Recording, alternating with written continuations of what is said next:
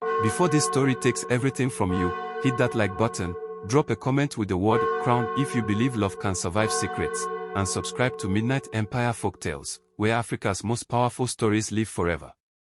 Emeka Ose was a 27-year-old billionaire who fell in love with a girl who sold mangoes under a torn umbrella on the side of the road.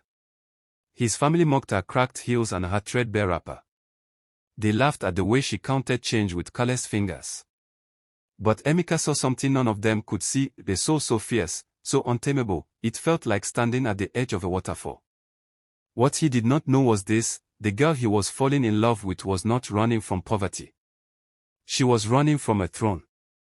And when her secret finally broke open like a dam that could no longer hold, it didn't just change their love story. It started a war inside a palace. Welcome, friends, to our story. This is Midnight Empire Folktales, where we bring you the most powerful African tales that will shake your soul, move your spirit, and remind you that destiny cannot be hidden forever. The city of Lagos roared like a lion that never slept. Danfo buses screamed through traffic. Market women sang their prices like hymns. Children chased each other through clouds of red dust. And in the middle of all of it, on the corner of Balogun Street and Marina Road, sat a girl selling mangoes. Her name was Adis. She was 19 years old. Skin like polished ebony. Eyes that held the kind of silence that only comes from carrying a secret too heavy for one person. Every morning she arrived before the sun fully rose, arranging her mangoes in neat rows, calling out to passers-by in a voice smooth as river water. Sweet mangoes, fresh from the farm, 3 for 100 naira. Her dress was the color it used to be, not the color it started as. Her sandals had been repaired so many times the original sole was a memory. Her hair was neat but plain, no extensions, no adornment. To anyone who glanced at her, she was just another young woman fighting to survive in a city that had no mercy. But Emeka Ose was not anyone. At 27, he was one of the youngest billionaires in West Africa. The Ose name meant oil. It meant real estate. It meant private jets and front row seats and doors that opened before you even reached them. Women had been chasing Emeka since he was 18, not for his eyes, not for his laugh, but for what his last name could do for their bank accounts. He was exhausted by all of it. Every relationship felt like a negotiation. Every smile felt like a strategy.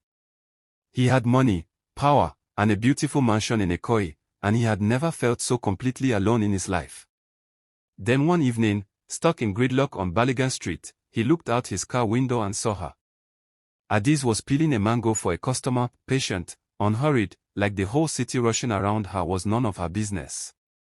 An old woman said something and Adis threw her head back and laughed. Not a polite laugh. Not a performance. A real, full, unguarded laugh that came from somewhere deep.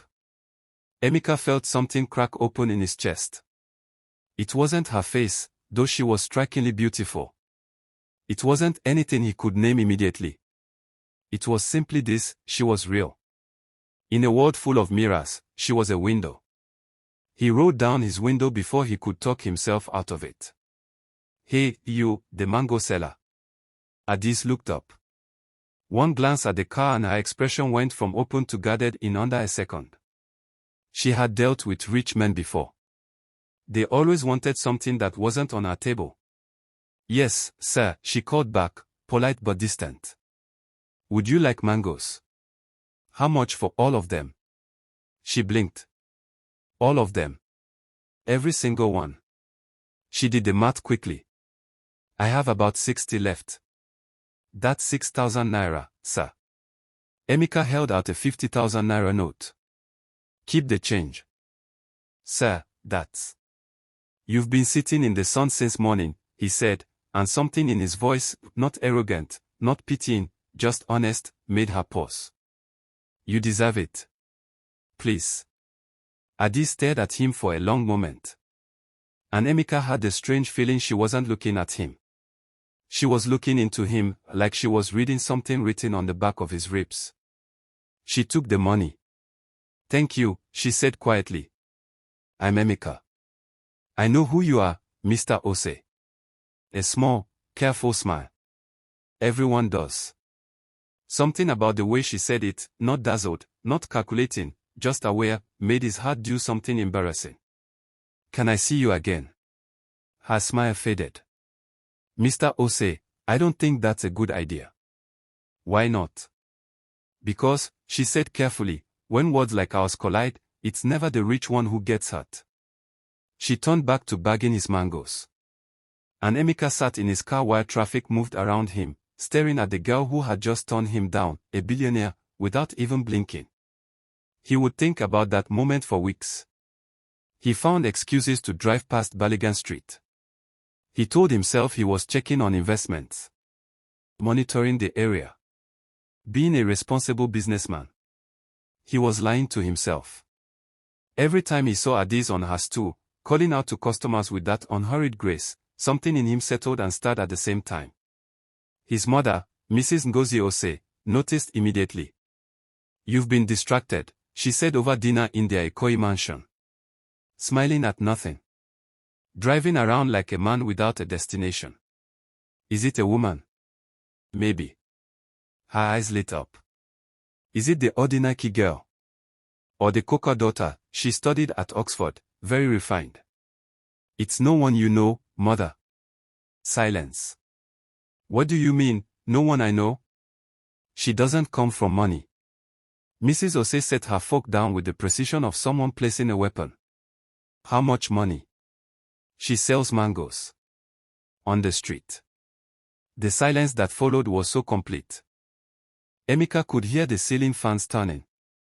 When his mother spoke, her voice was carved from ice. You are joking. I'm not. Emeka Chukwemeka Ose. She rose to her feet. Tell me you have not been meeting with some roadside hawker. Tell me you have not. I've spoken to her twice, mother. He rose too, his own voice steady. But there is something about her. Something I have never found in any of those society women you keep parading in front of me.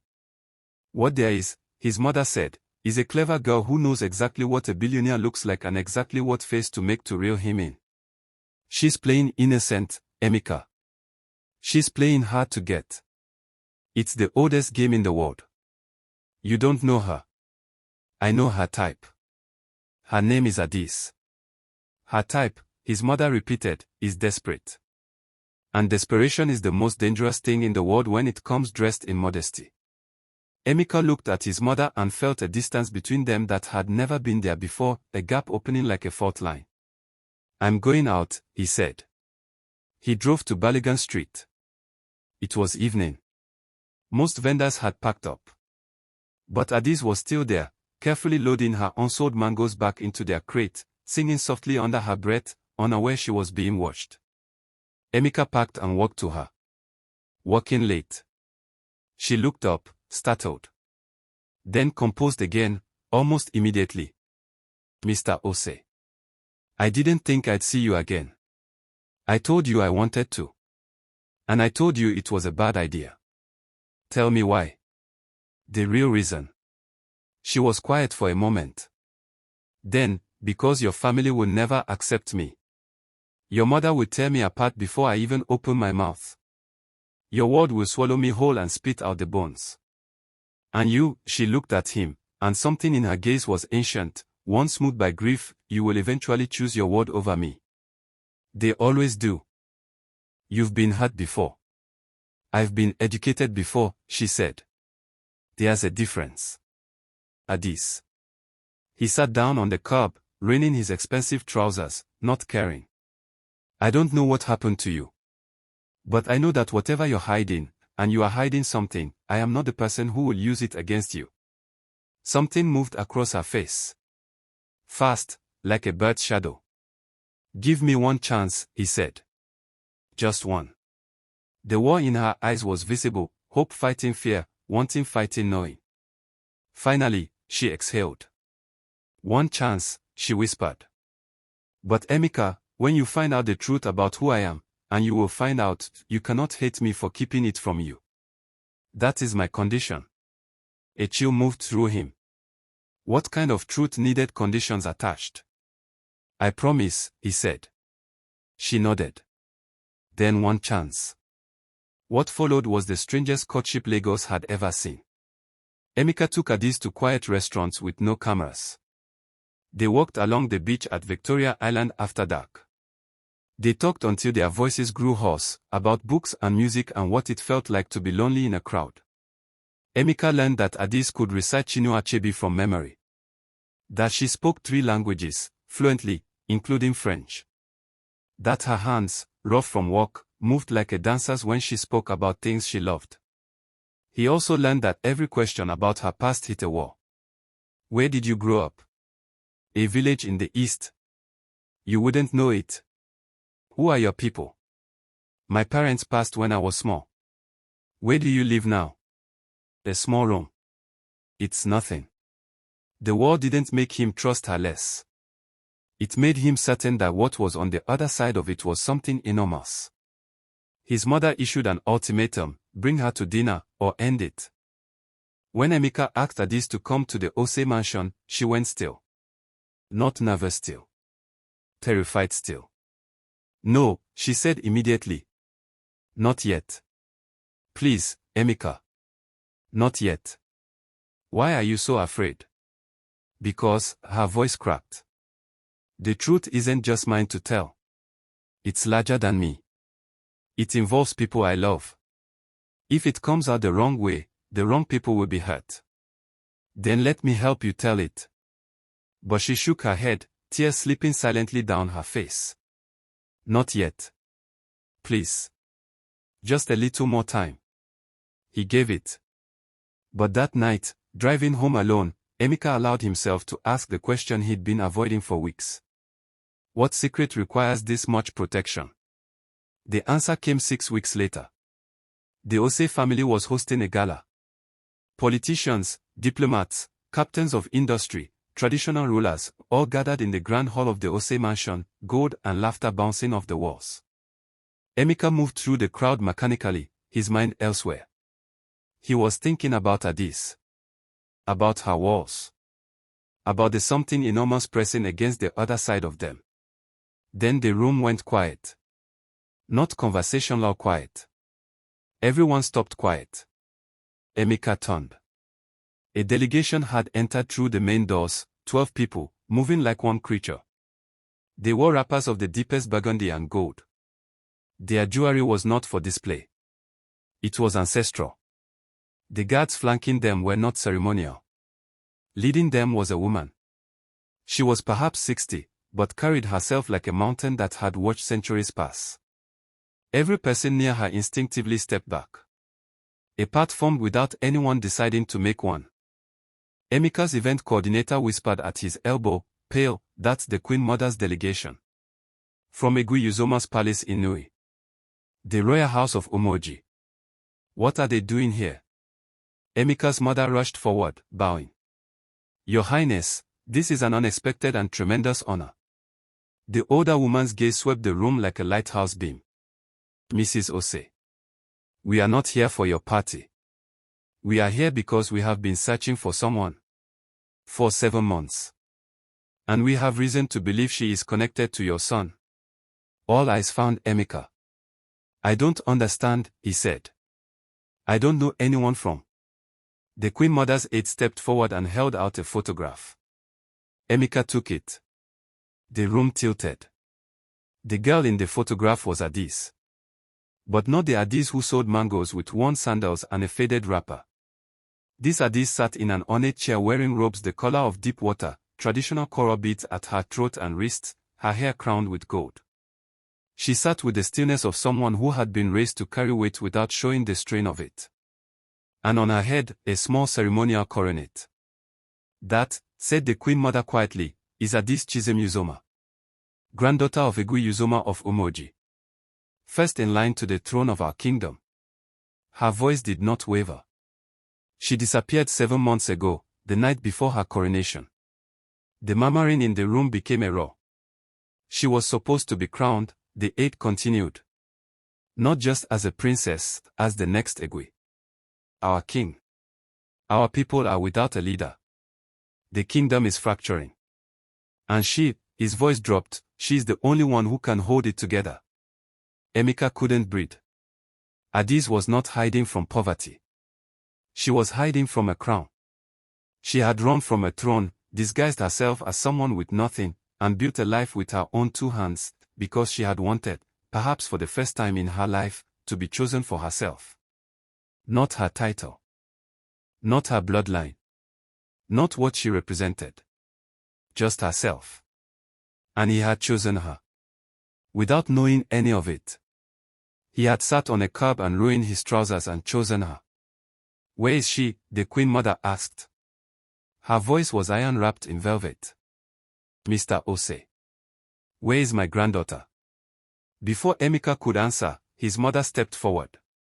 And her expression, Emeka would remember it for the rest of his life. It was not disgust. It was not the contempt she had carried for months when she thought Adiz was a poor girl from nowhere. It was awe. And something that looked, for the first time in a very long time, like shame. Friends, are you feeling this story?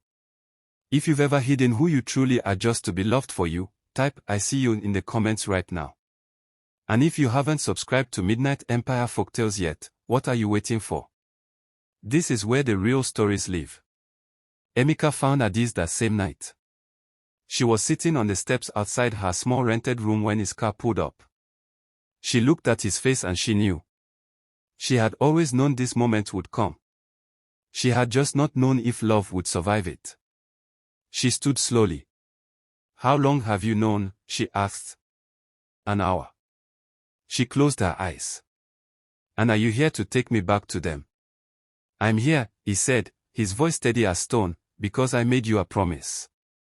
And I don't break promises. Emeka. You told me when I found out the truth, I couldn't hate you for not telling me sooner." He walked toward her. "I don't hate you. I'm not even angry. Do you know what I feel?" She shook her head, tears already falling. "I feel like a fool," he said softly, "because I was falling in love with a mango seller. And it turns out I was actually falling in love with a queen. And somehow that makes perfect sense. Because from the very first moment I saw you, I knew you were something I had never encountered before." She broke then. A sound came out of her, grief and relief and exhaustion all tangled together, and he closed the distance between them and held her while she shook. "I didn't want to be a queen," she whispered into his shoulder. "I wanted to be chosen. Not inherited. Not inherited from. I wanted someone to see me. Just me." "I see you," he said. "I have always seen you." The reunion with her family was complicated, as all important things are. There was anger. There were tears. There were traditions and responsibilities and the weight of a kingdom that had been leaderless for 7 months, holding its breath. But Adiz returned. Not because she was forced to. Not because she had no choice. Because the man standing beside her had proven, without knowing anything about her title or her blood, that he would choose her from a roadside, from a wooden stool, from nothing. And a queen who has been chosen like that. She can face anything. The coronation took place 3 months later. Emeka Ose, billionaire, sat in the front row, not as a trophy, not as a conquest, but as a man who had fallen in love with a girl selling mangoes on a street corner and somehow, against all odds, had loved her exactly right. His mother sat beside him. She did not speak much that day. But at one point, as Adiz received her crown with the bearing of someone who had always been meant for it, Mrs. Ose leaned close to her son and said quietly, "I was wrong about her." Emeka looked at his mother. "I know," he said. "But she forgave you anyway. That's the kind of person she is." His mother said nothing. But her eyes were bright. And in the kingdom of Umoji, as the new queen rose from her throne for the first time to face her people, there was a moment, just one moment, where her eyes found Emeka's across the crowded hall. And she smiled. Not the guarded smile of a girl with secrets. Not the careful smile of someone performing for an audience. The real one. The full one. The one that came from somewhere so deep it had no bottom. The one he had fallen in love with on a corner in Lagos, when she was just a girl with a wooden crate and eyes that held the ocean. And that, my friends, is the power of a love that sees past everything the world tells you to look at. If this story moved you, please like this video, it tells us you want more. Drop a comment, would you have kept her secret, or told the truth sooner? And subscribe to Midnight Empire Folktales for more stories that reach into your chest and rearrange something. Share this with someone who needs to be reminded that the right person will choose you even before they know your crown. Until next time. Stay rooted. Stay royal.